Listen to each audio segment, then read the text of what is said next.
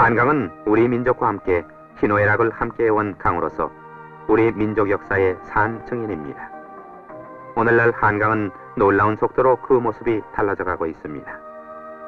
5천년을 잠자던 목가적 강변에는 지금 번영을 상징하는 근대화의 세찬 물결이 일렁이고 있으며 문의 중흥 기운이 또한 싹트고 있습니다.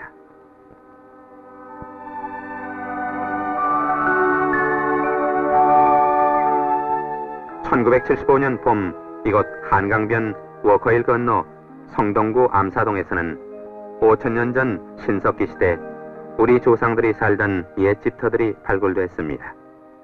이 유적은 현재까지 우리나라에서 발굴된 신석기 시대 집자리로는 최대 규모였으며 출토된 유물 또한 학술적으로 중요한 것이 많았습니다.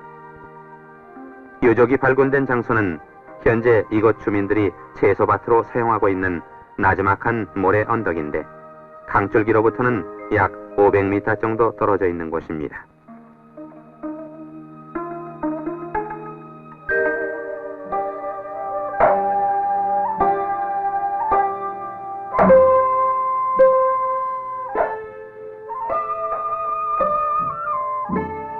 이 암사동 유적이 처음 발견되기는 한강변에 큰 홍수가 났던 1925년이었습니다.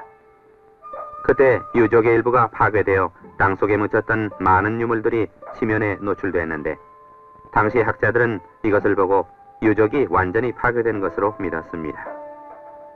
그런데 1967년 이 지역에 고등학교 운동장을 만들기 위해 공사를 하던 중 많은 빗살무늬 토기편이 지상에 또 노출됐습니다. 이것이 계기가 되어 1971년부터 국립중앙박물관 학예연구실에서는 이 유적의 세부를 낱낱이 밝혀내기 위해 4차에 걸쳐 집중 발굴을 실시했습니다. 이 영화는 1975년 제4차 발굴을 기록한 영화로서 화면에 나오는 유물은 모두 이 지역에서 출토된 것입니다.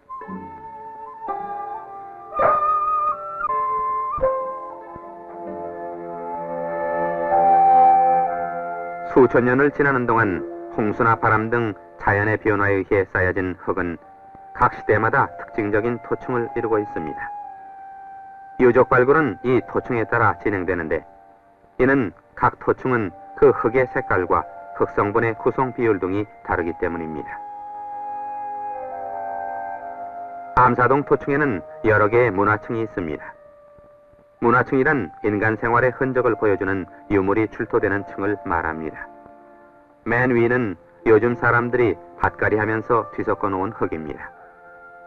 그 바로 밑에는 백제시대 사람들이 살면서 남긴 층이 있으며 그 밑에는 한층 시대가 올라가는 청동기 시대의 무문 토기층이 있습니다.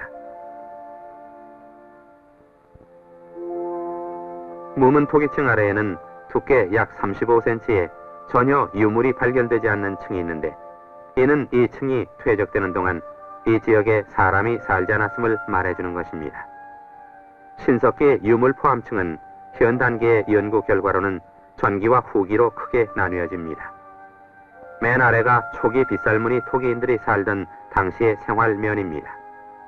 이렇게 각 시대를 순서적으로 고찰할 수 있다는 점에서 이 암사동은 고고학적으로 매우 큰 의의가 있습니다.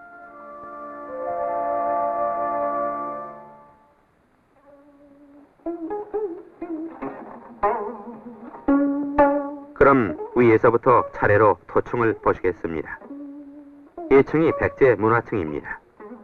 백제 문화층에서는 주로 회청색의 백제 토기 파편과 기와장이 많이 나왔습니다.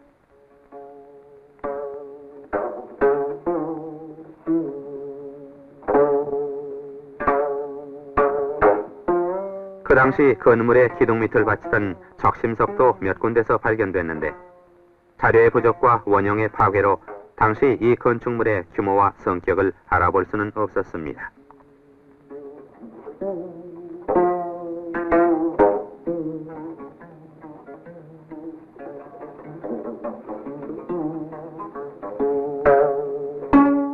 백제층에서는 2개의 옹관이 나왔습니다.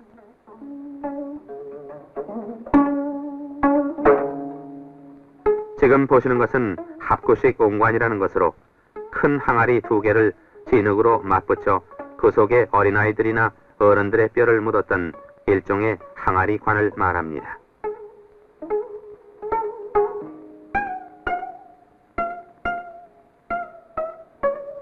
모든 유물들은 드러내기 전에 정밀한 실측을 했습니다.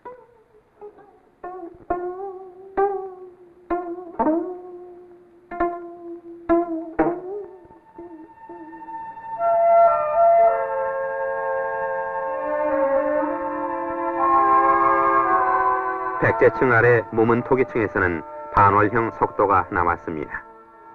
이것은 농경문화를 증명하는 특색 있는 유물로서 곡식의 이삭을 자르던 돌칼입니다. 이와 같은 형태의 돌칼은 아직도 일부 만주 지역 농민들이 사용하고 있습니다.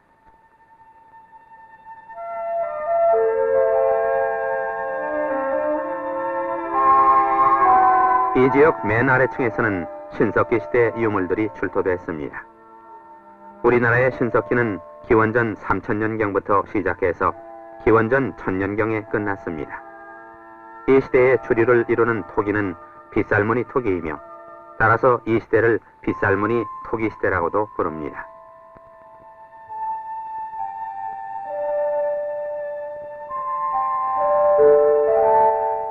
현재까지 우리나라에서 빗살무늬 토기가 발견된 곳은 100여 군데가 넘습니다. 그 중요 지역을 보면 압록강 유역, 대동강 유역, 한강 유역, 낙동강 유역, 두만강 유역 등 큰 강변과 해안가 및 섬지방들입니다. 이 지역들은 현재도 사람들이 살기 편한 곳들입니다.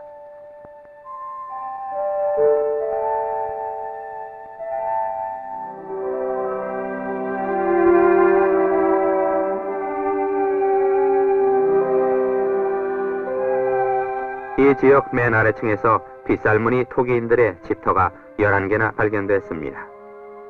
당시의 주택 형태는 오늘날 한옥의 온돌 형식과는 완전히 틀리는 우음집입니다. 우음집이란 땅에 구덩이를 파고 들어가 생활 공간을 만들고 그 위에 지붕을 해서 씌우는 것을 말합니다.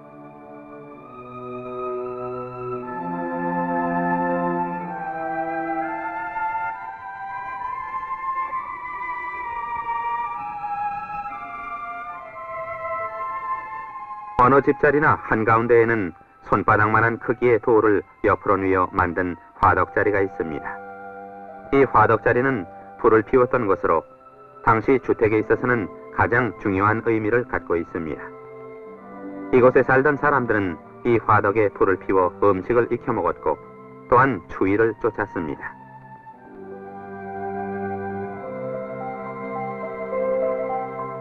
화덕의 형태는 두 가지가 있었습니다. 집의 규모가 좀 작은 곳에서는 강에서 나는 자갈을 이용한 원형 화덕이 주로 발견됐고 규모가 비교적 큰 집자리에서는 맷돌이나 할석을 이용한 직사각형에 가까운 화덕이 나왔습니다.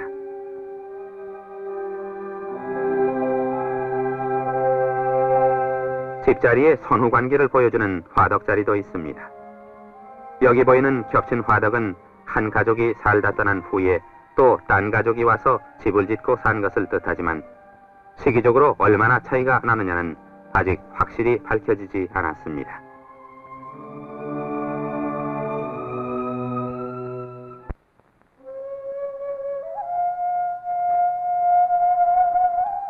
집자리 바닥에서는 여러 곳에서 뼈 조각이 발견됐습니다.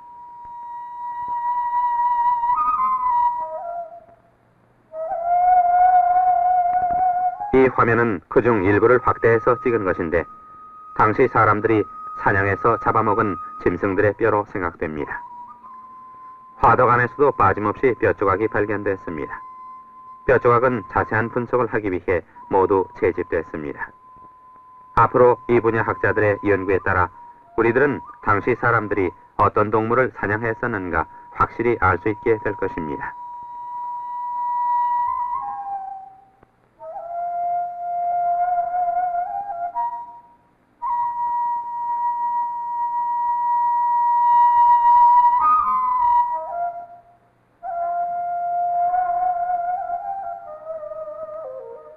건물에 지붕을 받치던 나무 기둥도 나왔습니다. 그러나 불에 타다 쓰러져 수시된 기둥만이 썩어 없어지지 않고 남아 있었습니다. 특히 이번에 발굴된 숫기둥 중에는 그 상태가 양호한 것이 있어서 신석기 시대 움집을 복원해내려는 학자들에게 중요한 자료를 제공했습니다.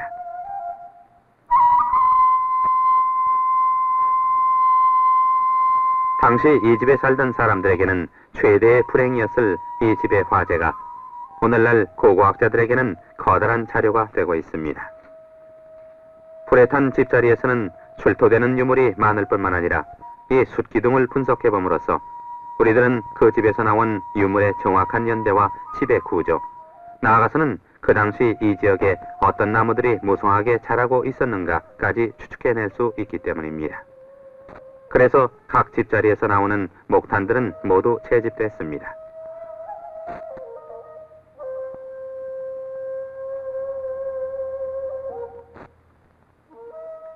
집자리 바닥에서는 탄화된 도토리도 많이 나왔습니다.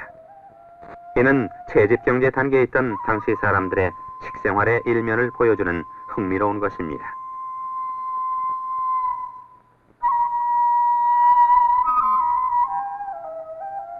도토리의 모양이나 크기는 요즘 것과 똑같았으며 껍질은 불에 타 없어지고 알맹이만 남아 있었습니다.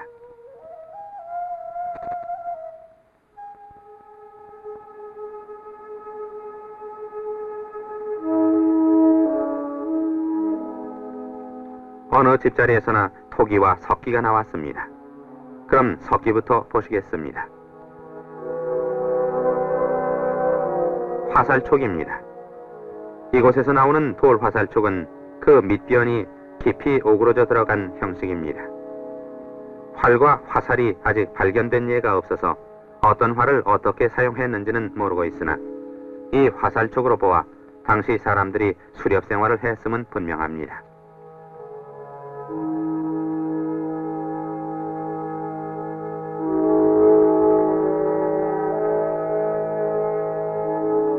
얇게 갈아서 만든 이 질개의 끝은 무척 날카롭습니다. 아마 물고기를 잡기 위한 작살이었는지도 모릅니다.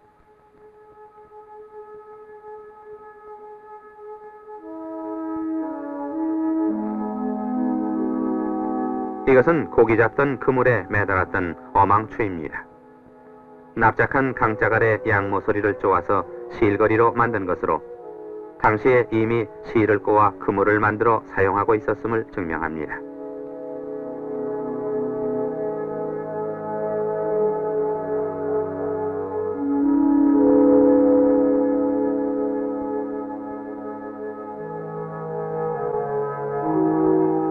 석기 중에 가장 많이 출토되는 것은 돌도끼입니다.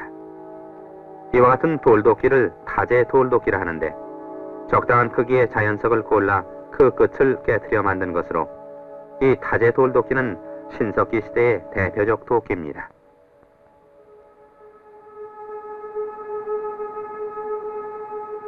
이 지역 돌도끼 중에는 양쪽을 갈아서 날을 세운 마제 돌도끼도 같이 출토됩니다. 아마 집을 지을 때 땅을 파내거나 또는 나무를 자르기 위한 벌목용으로도 사용됐을 것으로 생각됩니다.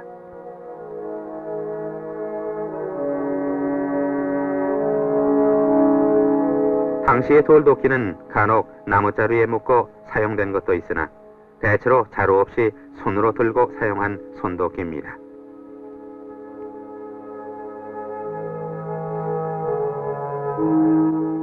길쭉한 자갈을 그대로 이용한 이 돌도끼에는 아래쪽에 뚜렷한 사용 흔적이 있습니다.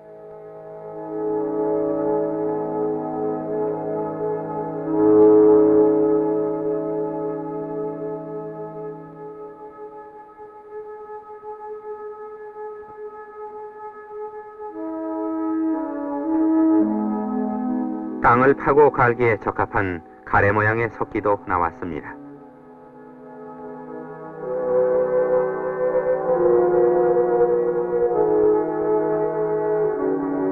이 외에도 여러 가지 석기가 나왔습니다.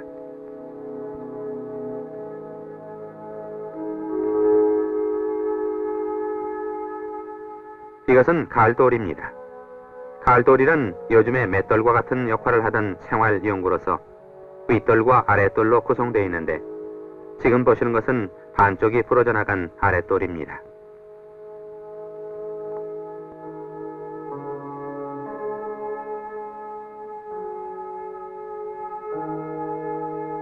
같은 집자리 바닥에서 팔 굵기만한 윗돌을 찾았습니다. 갈돌은 물론 딱딱한 음식물을 가루로 만들어 먹기 위해 사용했습니다. 그러나 겨울을 대비하기 위해 도토리와 같은 나무 열매 등을 가루로 만들어 저장하는 데도 사용했을 것입니다. 이 갈돌의 출현으로 봐서 당시 사람들의 요리법이 상당히 발달되어 있었음을 알 수 있습니다.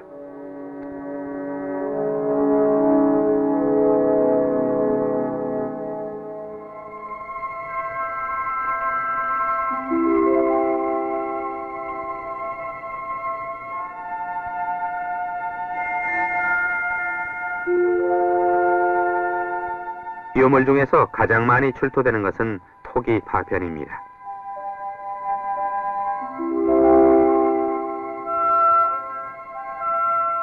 지금 보시는 것은 대형 토기의 입술 부분입니다.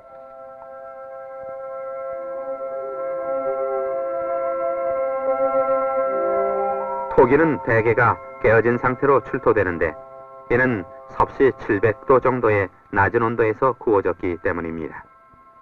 빗살무늬 토기는 그 문양이 아주 다채롭습니다. 그 대표적인 것을 보면 생선뼈를 세워놓은 것과 같은 어골문, 그물 모양의 격자문,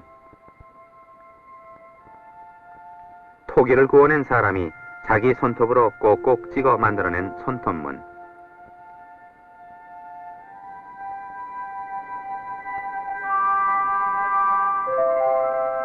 새다리뼈나 갈대로 누울러 만든 동심반원문 등이 있습니다.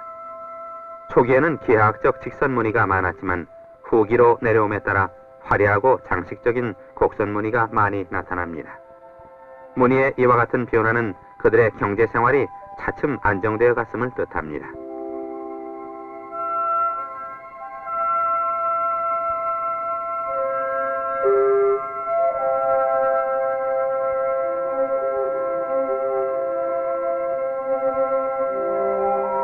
간단한 직선 구도로 완벽한 아름다움을 나타낸 이 사각형 무늬는 이번에 처음 나온 무늬입니다.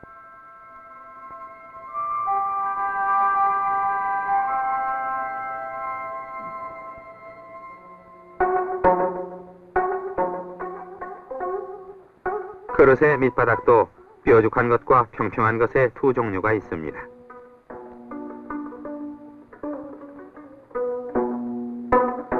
초기에는 바닥이 둥글거나 뾰족했습니다. 밑이 뾰족한 것은 대개 큰 그릇이 많으며 이 큰 그릇은 주로 음식물의 보관과 저장에 사용됐을 것입니다.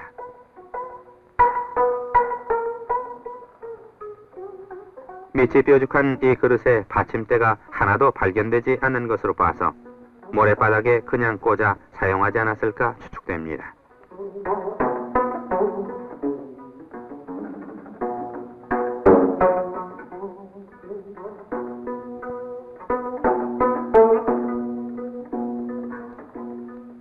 바닥이 평평한 이 그릇은 후기 형식인데 그 크기가 뾰족함에 대전만 합니다. 그릇의 두께는 뾰족 그릇에 비해 매우 얇아졌으나 그 강도는 훨씬 단단해졌고 표면은 반들거리게 윤을 냈습니다.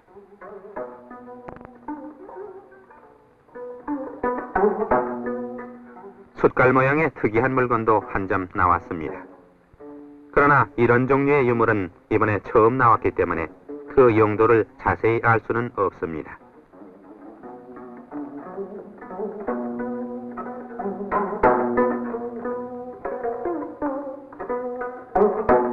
빗살무늬 토기와 함께 출토된 이 세 조각의 검정색 토기표는 앞으로 고고학자들의 중요한 연구 대상이 될 것입니다.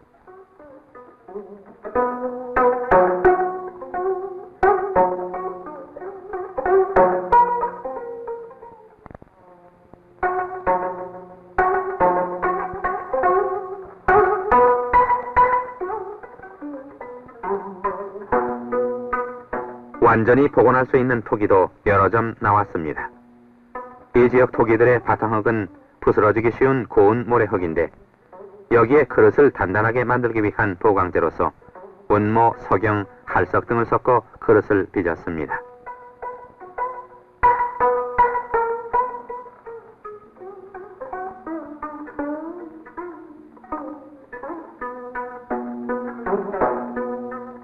아름다운 대형 그릇 중에는 두세 개의 조그만 구멍이 뚫려 있는 것이 있는데 밖에서 안으로 향해 정교하게 뚫려져 있는 이 구멍들은 깨진 그릇 조각을 식렁쿨이나 건등으로 붙들어매 사용하기 위한 수리공으로 생각됩니다.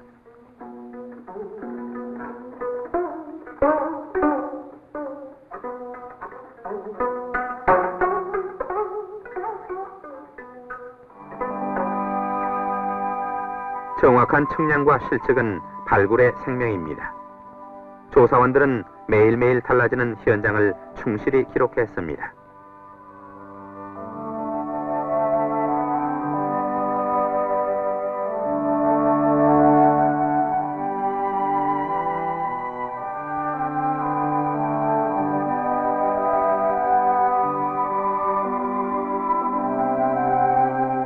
발굴 도중 기후가 너무 건조해서 조사원들은 물을 뿌려가며 흑색깔을 찾았습니다. 발굴에 있어 가장 심각한 문제는 토층을 결정하는 것입니다. 이 토층을 확실히 찾지 못하면 유물들의 선후관계를 파악할 수 없기 때문에 발굴은 아무 의미가 없어집니다. 난관에 부딪힐 때마다 조사원들은 현장에서 열띤 토론을 벌였습니다. 정확한 토층 결정을 위해 최종적으로 지질학 교수들의 자문을 받았는데 이 지역 토층은 국내 지질학자들의 비상한 관심을 끌었습니다.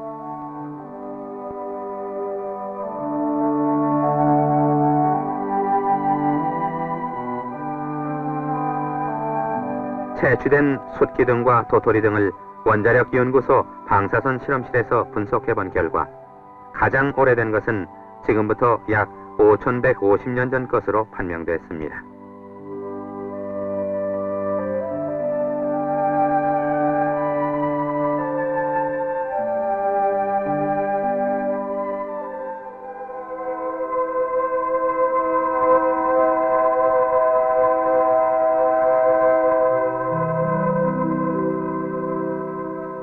발굴은 이제 막바지에 달했습니다.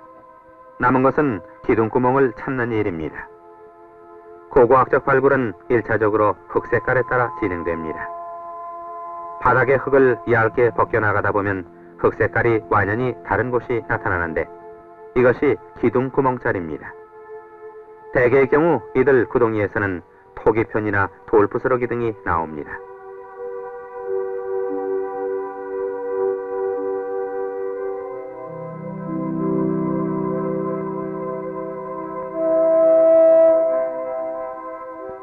기둥구멍의 크기와 숫자는 집자리마다 틀려 일정치가 않았지만 모두가 지면과 수직을 이루고 있었습니다. 이것은 기둥이 수직으로 세워졌었음을 뜻합니다. 바닥에 있는 구덩이를 모두 파낸 상태입니다. 이 중에 상당수는 밑바닥이 뾰족한 토기를 세워놓기 위한 구덩이도 있을 것입니다.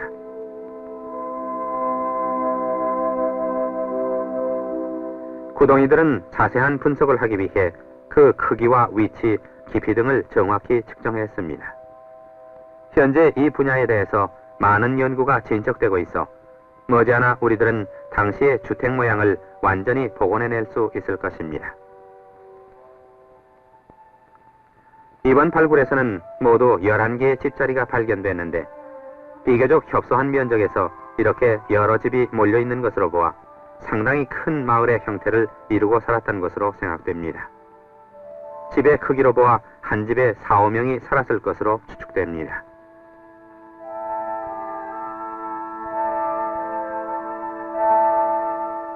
집의 구조를 보면 직경 약 6.5m 내외의 원형이 가장 많고 벽 가까이에 있는 기둥구멍자리는 일정치가 않았습니다.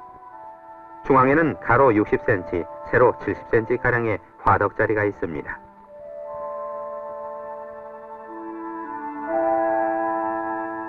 당시의 가옥 형태는 움집으로서 지면을 약 1m가량 파고 들어가 벽면을 따라 기둥을 세웠습니다. 석가래가 아직까지 발견된 것이 없어 자세한 형태는 알 수 없지만 대체적으로 원추형을 이루지 않았을까 추측됩니다.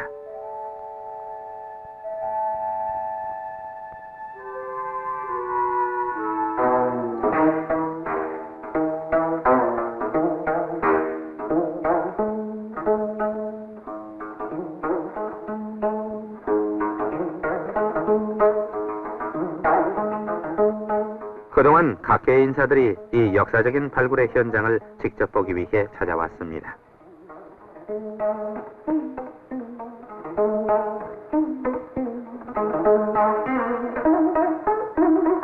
손님 중에는 우리 역사를 바로 알고자 하는 대학생들이 많아 조사원들의 마음은 더욱 흐뭇했습니다.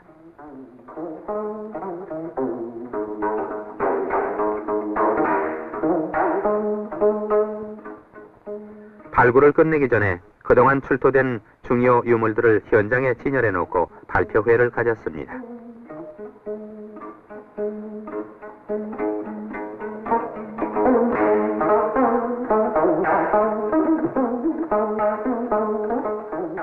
이 자리에 참석했던 국내 고고학자들은 이 유적과 유물들에 대해 깊은 관심을 표명했으며 발굴을 성공시킨 조사원들의 노력에 대해 감사를 표했습니다.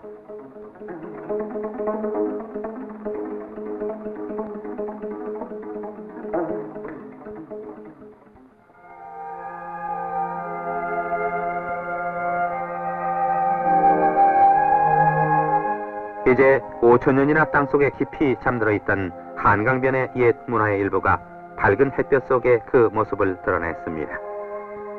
그러나 현재까지 밝혀진 것은 빙산의 일각에 불과합니다. 앞으로 이 암사동 지역 일대에 대해 보다 광범위한 발굴 조사를 실시한다면 우리들은 우리나라 신석기 시대 문화를 소상하게 밝혀낼 수 있을 것입니다.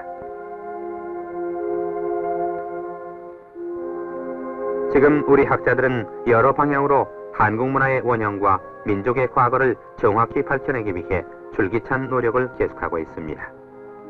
민족중흥의 역사적 사명감 속에 오늘을 살아가고 있는 우리들은 우리가 유구한 역사와 문화를 간직한 문화민족임에 자부심을 갖고 조상의 얼이 숨쉬고 있는 이들 유적지를 내 몸처럼 아끼고 사랑하여 길이 보존해야겠습니다.